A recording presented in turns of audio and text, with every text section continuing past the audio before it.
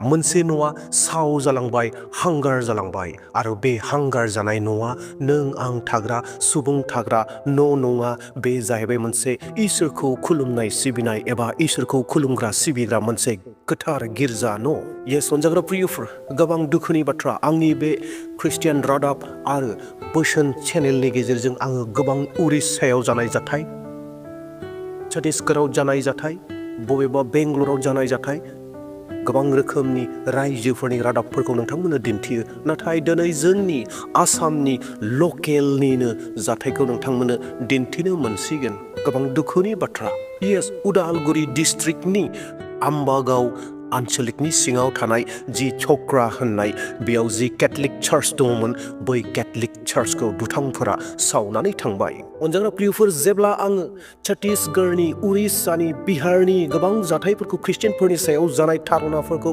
जेब्ला आङो भिडिअ लानानै फैयो अब्लाना गोबां मानसिफ्रा आंखौ बुंदोंमोन जे जोंनि ओनसोलाव बेफोरबायदि समस्याफ्रा फैनाय नङा खोमा होननानै गोबाङा बुङोमोन नाथाय अनजाग्रा प्रियफोर बेबायदि समस्याफोरा जोंनियाव जानाय नङा होननानै जोङो बुंनो हाया दिनै जोङो जोंनि मेगननि देखाजों नुनो मोनबाय जोंनि मेगनाव नुनो मोनबाय जे मोनसे गिर्जा न'आ हांगार जालांजोब्बाय दुथांफोरा सावनानै गालांबाय येस अनजाग्रा प्रियफोर दा नोंथांमोननो माखासे रादाब माखासे बिथांमोननि बुंथिनायखौ नोंथांमोननो दिन्थिनो नागिरदों नोंथांमोना मोजाङै नायलांगोन आरो लोगोसे जोबनायाव फंनैसो बाथ्राफोरखौ बुंनानै आङो फोजोबहैगोन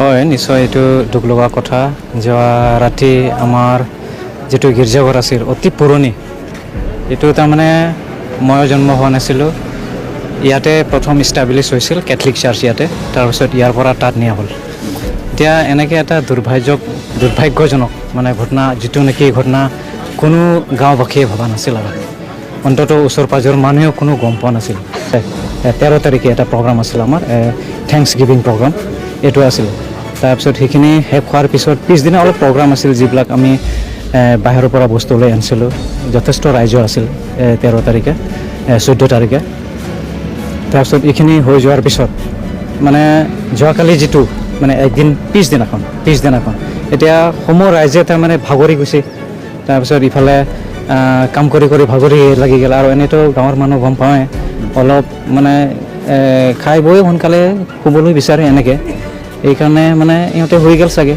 এতিয়া গম নোপোৱাকৈ কোনো মানে গমে মানে যিটো ভাবা নাছিলে ৰাইজে যিটো ভবা নাছিলে যে এইটো এনেকৈ এটা ঘটনা হ'ব বুলি তাৰপিছত আমি আহি গ'লোঁ ওচৰ চাপৰি যেতিয়া জুই লাগি গ'ল পিছফালৰ পৰা যিটো জুই লাগি গ'ল আৰু গীৰ্জাঘৰত যিটো জুই লাগি গ'ল এইটো গম পালে আপোনালোকে জুই লাগি এইটো তাৰমানে ওচৰ মইতো অলপ দূৰতে আছে ওচৰ পাজৰৰ মানুহ যেতিয়া হাল্লা হৈ গ'ল নহয় বস্তুটো হাল্লা হোৱাৰ পিছত মানুহবিলাকে আহি গ'ল ইয়াতে ওচৰতে অহা যোৱাৰ পিছত মানে এতিয়া কোনে কি কৰিলে কি নকৰিলে এইটোতো কোনো এতিয়ালৈকে ধৰিব পৰা নাই আৰু কোনোবা দুষ্ট চক্ৰ তেনেকুৱা হাত আছে বুলি আপোনালোকে ভাবে দুষ্ট চক্ৰ এতিয়া তাৰমানে আমি তেনেকৈ ভাবোঁ আৰু যিহেতু এতিয়া সন্দেহ বা মানে ইয়াতে যিটো প্ৰগ্ৰাম হৈছিল সেই প্ৰগ্ৰাম যথেষ্ট মানুহ ইয়াতে গেদাৰিং হৈছিল ইয়াতে তাৰপিছত মানে এতিয়া কাক কি ক'ম ক'বতো নোৱাৰোঁ এতিয়া সেই আমাৰ যিটো পালক আছিল পালকৰ দৰ্জাটো পূৰা মাৰি থৈ দিছিলে মাৰি থৈ পেলাই পিছফালৰ এটা দৰ্জা এটা খোলা আছিলে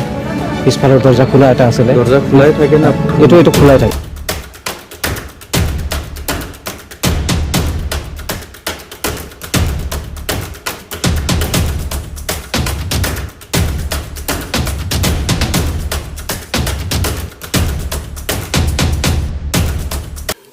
खोब दुखु गोनां बाथ्रा जों खोब दुखुजों फोरमायनांगोन जे थांनाय हरनि प्राय 10:30 बाजियाव झकरानि नैबे रमान कैथलिक चार्चखौ सावनानै होनाय जादों बिनि सिगां फोरमायनाय बायदिब्ला गामिनि सुबुंफ्रा फोरमायनाय बायदिब्ला प्राय 15 मिनिटसो सिगां बे गिर्जानिनो सा गालाव थानाय मोनसे नखरनि जिगाब माइहुं जिगाबखौ सावनानै होनाय जादों। गामियाव फ्राय हाबा मोनसे दङमोन होननानै जों मोनथिदों। फ्राय मानसिफ्रा बे हाबायावहाय थांनानै दंहैयोमोन आरो जि खैजोनमान बे गामियाव दङमोन बिथांमोनाबो बे माइहुं जिथु खामबाय सावनानै होनाय जाबाय बेखौ नायनो थांनायावनो प्राय 10-15 मिनिटसोनि गेजेराव आरोबाव नैबेथिं बे गिर्जा न'खौ माने सावनानै होनाय जादों होननानै जों मोनथिनो मोन्दों। गतिके जाय बेक्तिफ्रा बे खामानिखौ मावबाय थादों दिनै जों बुंगोन मावबाय थादों होननानैनो जों बुंनांगोन खारन बे आम्बागाव ओनसोलाव बियो गिबि मोनसे जाथाय होननानै जों बुंनो हाया खारन थांनाय बोसोराव प्राय नभेम्बर दानाव मोननै न'खरनि माइ सावना होनाय जादोंमोन आरो बे माइ सावना होनाय नभेम्बर दाननि सिगां प्राय तिनि माससो सिगां गय दानना होनाय जादों खननै गय फिसा गायनायखौ दानना होनाय जादों। बेनि उनाव नभेम्बर दानावनो फार्स्ट मोनसे हिन्दी न'खरनि माइखौ सावना होनाय जादों। बिनिनो खैदिनमाननि गेजेराव मोनसे बर' न'खरनि आरोबाव माने माइ सावना होनाय जादों।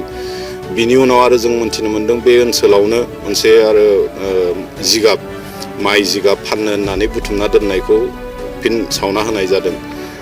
देग्लाय आरोबाव नैबे 2025 मायथाइयाव प्रथमबारनि थाखाय दिनै प्रथम माने जिगाब सावना होबाय। बिनि उनाव नैबे गिर्जा बे एखे दिनावनो प्राय 10-15 मिनिटसोनि गेजेरावनो दा बे कान्ड जिखिनि मोनसे जाथाय बेखौ जोङो कन्डेम खालामदों। जाय बेक्तिफ्रा बेबायदि खामानिखौ मावबाय थादों बिथांमोनखौ जोङो धिक्कार होदों। जोङो बेफोर गासै जिखिनि घटनाफोर जों जुदि एसे एनालाइसिस खालामनानै नायोब्ला नुनो मोनो जे जोंनि ओनसोलाव जिहेतु मोनसे गोजोन थासारिया दिनै फैबायमोन दिनैसिमहालागि दङ। हाजारखि माने बैबायदि दुष्कृतिकारिफ्रा दुष्ट दुथांफ्रा नाजाया मानो थांनाय समफोराव माइ सावनानै होबाय माबाय खिन्थु जोंनि ओनसोलाव जिहेतु मोनसे गोजोनखौ लुबैग्रा बेक्तिफोर दङ हिसाबै जोंनि ओनसोलाव खुनु बेबायदि रावजोंबो भेदाभेद दिनैसिम जायाखै। गतिके बैफोरबायदि बेक्तिफ्रा थांनाय समफोराव जिहेतु फेलार जाबाय मोनसे हारिजों मोनसे हारि माने नांलाय होनाय मोनसे भेदाभेद सृष्टि खालामनाय बेवहाय फेलार जाबाय। दा दिनै आरो बेखौनो बोधय माने मोनसे गिर्जा न'खौ सावना होनानै बेयाव आरो धर्मीय मोनसे माने भेदाभेद लाबोनायनि निस्सय बिथांमोना षड़यन्त्र खालामदों होननानै जों एसे बुंनो हायो। गतिके बेबायदि बेक्तिखौ जोङो कन्डेम खालामदों आरो बेबायदि माने मुगैथाव खामानि मावनायनिफ्राय बिथांमोना गोजानाव थानांगौ। जोंनि ओनसोलाव गोबां गोलाव सम माने ब्लाडशेड गोबां माने बुलाय सुलाय माने बेबायदि मोनसे थासारिनिफ्राय जों फैदों। दिनै मोनसे गोजोन थासारिया जोंनियाव दङ। बयबो गावजों गाव मिलायलायनानै ओनसोलखौ बोरै डेभेलप खालामनांगौ गावजों गाव मोनसे खाथि सोमोन्दो लालायनानै गावबा गावनि केरियारफोरखौ दानायाव जों गोसो होगासिनो दङ। थिग बेबायदि समायाव बेबायदि माने नों गावनो गावजों गावनि गेजेराव मोनसे भेदाभेद लाबोनाय माने आरोबाव मोनसे अखान्थि परिबेक मोनसे लाबोनाया बे मोजां जायाखै आरो जायफोर बेक्तिफ्रा बेबायदि खामानियावहाय जड़ित दङ बिथांमोना बेबायदि खामानि मावनायनिफ्राय जानगाराव थानांगौ गोजानाव थानो नांगौ जों बेखौनो नोंथांमोननि गेजेरजों बुंगोन।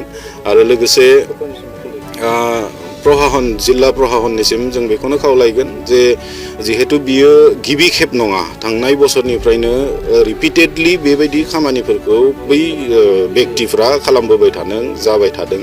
दा गतिके दिनैसिमहालागि जाय बे बेक्तिफोरखौ दिनै प्रशासननिफ्राय हमनानै बिथांमोन अनजाग्रा प्रियफोर नोंथांमोना बे भिडिअ क्लिपखौ नुबाय आरो नायबाय नायनायनि गेजेरजों नोंथांमोना रोखायैनो बुजि मोनबाय।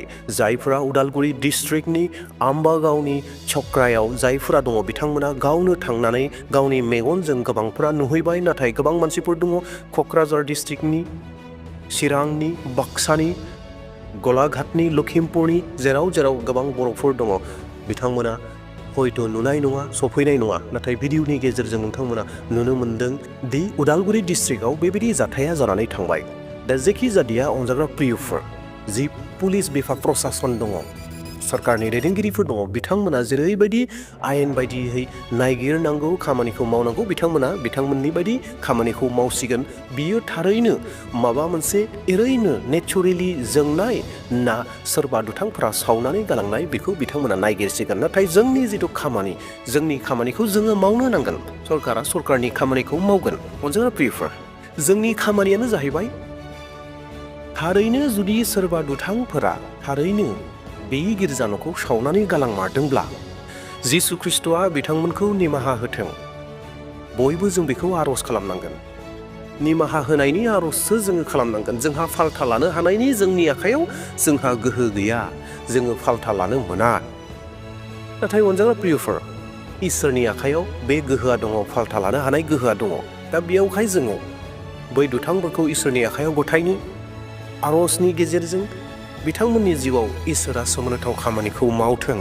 जों जेब्ला जारिमिनखौ बोदलानानै नायगोन, जोङो बेबायदि जाथायफोरखौ गोबां नुयो। जों बाइबेलाव नुनो मोन्दों, जायखौ जों पल होननानै बुङो। बे पलआ जिसु ख्रिस्ट'नि सेलाफोरखौ होसोग्रामोन, ख्रिस्टियानफोरखौ होसोग्रामोन, सिथारग्रामोन। स्टेफानखौ अन्थाइ खुबैथारहोग्राया पलानोमोन। नाथाय मोनसे समाव इसोरा सोमोनांथाव खामानि मावबाय। पलनि गेजेरजों पलखौ गोसो सोलायहोबाय आरो पलआ जिसु ख्रिस्ट'खौ नाजावबाय आरो जिसु ख्रिस्ट'नि खामानि मावबाय। थिग बेबायदिनो जाय दुथांफोरा गिर्जा न'फोरखौ सावदों, जाय दुथांफोरा ख्रिस्टियाननि सोमोन्दै गाज्रि खामानि मावदों, गाज्रि बाथ्राफोर बुंदों, बिथांमोननि लागै साफ्रोमबो आर'ज खालामदों। जि जाथाया चक्रायाव जानानै थांबाय, जि केथलिक चार्चखौ सावबाय, अनजाग्रा प्रियफोर, आर'जआव थादो, सांग्रां जादो, बोलोगोरा जादो। जोंनि बोलोगोरा जानाया मोदोम लानानै दावहानि थाखाय नङा, मोदोम लानानै दावहा नांनायनि नङा, नाथाय आत्मिक जिउआव सैतानखौ फेजेननो थाखाय जों आर'ज खालामनि।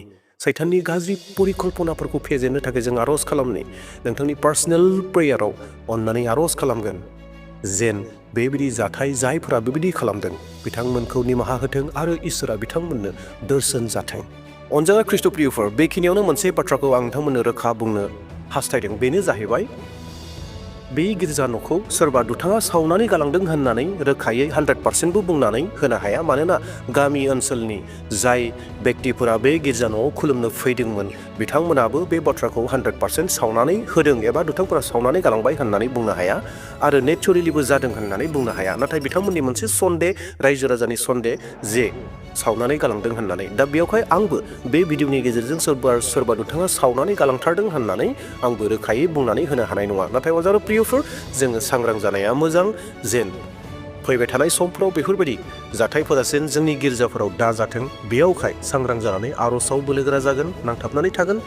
गाज्रिफोरा अरायबो गाज्रिखौ हास्थायगोन, बेबायदिनो गाज्रि मावलांनोबो सानगोन। दा बेयावहाय अनजाग्रा प्रियफोर, सांग्रां जानानै थागोन। दिनैनि रादाबखौ बेसेयावनो दोनथ'नो हास्थायबाय। इयुननि समाव मोनसे गोदान रादाब लानानै फैफिनबावसिगोन। प्रेज द लर्ड, हालेलुया। बयहाबो सुख सान्ति जाथोंसै। Thank you.